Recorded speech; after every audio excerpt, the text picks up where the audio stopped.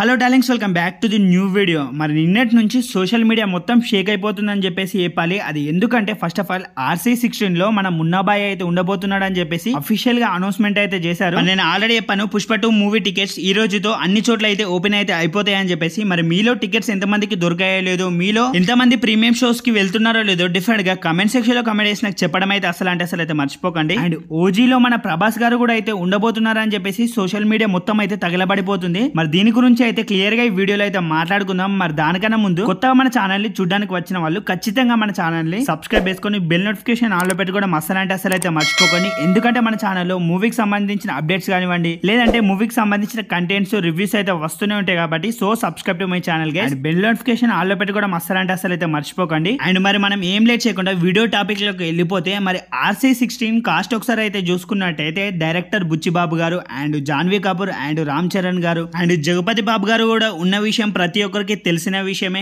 ఇంకా చెప్పాలంటే శివరాజ్ కుమార్ గారు. మరి RC16 కాస్ట్ చూసుకుంటే మతిపోతుందని చెప్పేసి చెప్పాలి. అండ్ AR రెహమాన్ గారు కూడా ఉన్నారు, మర్చిపోయాను నేను చెప్పడం. అండ్ వీళ్ళని చూస్తేనే అందరికి మతిపోతుందా అంటే రీసెంట్ గానే అఫీషియల్ గా కూడా అయితే అనౌన్స్మెంట్ అయితే చేశారు. అది ఏంటంటే మన మున్నాబాయ్ కూడా అయితే RC16 లో అయితే ఉండబోతున్నాడు అని చెప్పేసి. మరి తన్ని తీసుకున్నందుకు ఒక మంచి క్యారెక్టర్ ఇస్తే మూవీలో అయితే నెక్స్ట్ లెవెల్ అయితే ఉండబోతుంది అని చెప్పేసి నాకైతే చూడగానే హైప్ పెరిగింది. మరి ఏదో ఫేమ్ కోసం తీసుకుంటే కనుక అయితే అది వేస్ట్ అని చెప్పేసి చెప్పాలి. మరి చూడాలి ఎలాంటి క్యారెక్టర్ అయితే ఉండబోతుందా అని చెప్పేసి మూవీలో. మరి మీలో RC16 కోసం ఎంతమంది వెయిట్ చేస్తున్నారు, మరి అఫీషియల్ న్యూస్ వినగానే మీలో ఎంతమందికి అయితే ఎలా అనిపించిందో డిఫరెంట్ గా కమెంట్ సెక్షన్ లో కమెంట్ చేసి నాకు చెప్పడం అయితే మర్చిపోకండి. అండ్ నెక్స్ట్ స్ట్రాంగ్ బస్ నిన్నటి నుంచి సోషల్ మీడియాలో ఎక్కడ చూసినా దీని గురించి మాట్లాడుతున్నారు. సోషల్ మీడియా మొత్తం షేక్ అయిపోతుందని చెప్పేసి చెప్పాలి. ఎక్కడ చూసినా ఓజీ క్లైమాక్స్ లో ప్రభాస్ గారు అయితే కనిపించబోతున్నారు. డెఫినెట్ గా ఓజీలో ప్రభాస్ గారు అయితే ఉండబోతున్నారు అని చెప్పేసి నిన్నటి నుంచి ఇదే న్యూస్. ఇది ఇప్పుడప్పుడు కాదు, ఓజీ టీజర్ వచ్చినప్పుడే నేనైతే 1 year బ్యాకే మన ఛానల్లో వీడియో పెట్టాను, కావాలంటే వెళ్ళి అయితే చూసుకోండి. ఛాన్సెస్ అయితే ఉన్నాయని చెప్పేసి చెప్పాను, కానీ కన్ఫర్మ్ గా అని చెప్పేసి మూవీ వచ్చే వరకు ఎవరికైతే క్లియర్ గా అయితే తెలియదు. అండ్ ఈ బజ్ అయితే ఇప్పుడైతే ఇంకా స్ట్రాంగ్ అయితే వినిపిస్తుంది. అండ్ ప్రభాస్ గారికి డేట్స్ అయితే ఖాళీ లేవు కాబట్టి క్లైమాక్స్ షూట్ అయితే కంప్లీట్ చేయాల్సి ఉంది కాబట్టి డేట్స్ అయితే అడిగారని చెప్పేసి అయితే మాట్లాడుతున్నారు. మరి ఇది ఏంటా అని చెప్పేసి మూవీ వచ్చే వరకు అయితే మనం అయితే కొద్దిగా అయితే వెయిట్ చేసి అయితే చూద్దాం. ముందే ఊహించుకుంటే అయితే అదైతే అసలు జరగదు, మనకు తెలిసిన విషయమే.